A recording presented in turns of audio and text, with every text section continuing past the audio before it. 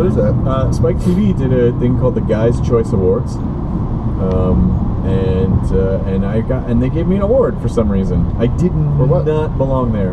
It was a nerd award basically, but it Who were you up against? I don't know if I was up against anyone, but they just there weren't nominations. They just give you the award. So like Matthew McConaughey won something, and Kevin Hart won something, and Sandra Bullock won something. Kevin Hart should win everything. Kevin Hart is so fucking cool. Like first of all, the first time I met him was when we did the Chris Paul bowling thing, and he's a fucking great bowler. We beat his team by 1 pin, and it wasn't because of him. It was because of the pro that he was bowling with. Yeah. In the game we shot, out of 5 frames, Kevin struck every time, and the pro that he was tagged with had a 9 count, and we edged by them by 1 pin, so he actually should have won.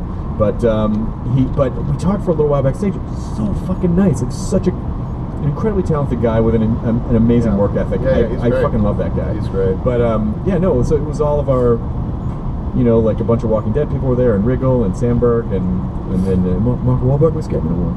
And then, but I have to say, it was a very strange thing for me because I've never felt like I belonged at a thing before. Yeah. And I actually felt like, I guess it's okay for me to be here. I've never felt at any... We're all at CAA, eh? No, all right. Guys, what do you think? I've never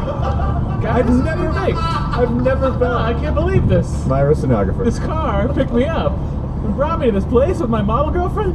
What's going on? Never felt so included. I've never... Okay, wait. Hang on. Just having some fun. I know, but I know it sounds... I guess it probably sounds douchey and humble braggy, but I really don't mean that, but No, there's no humble in front of that. Okay. Okay, look. We're just here to make it so Jonah felt okay about getting out of bed. Okay, listen.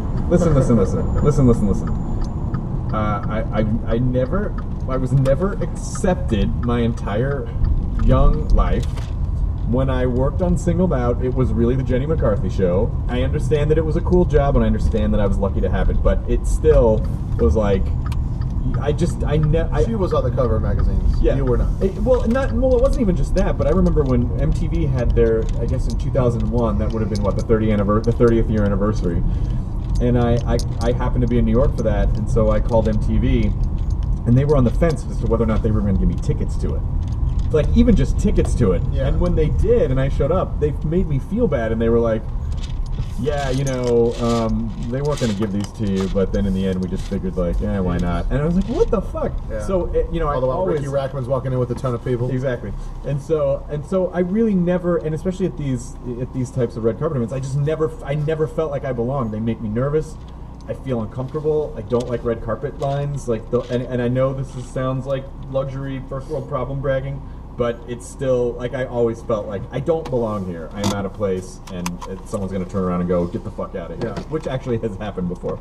This was the first time where I felt that was not a Nerdist event, like the fucking event that I was putting on, where I felt like, and I think that's part of the reason, always feeling like I didn't fit in, was why I just started my own thing. Because I'm like, well, I don't fit in with these other people, so I'm just going to start my own thing, and just leave me alone.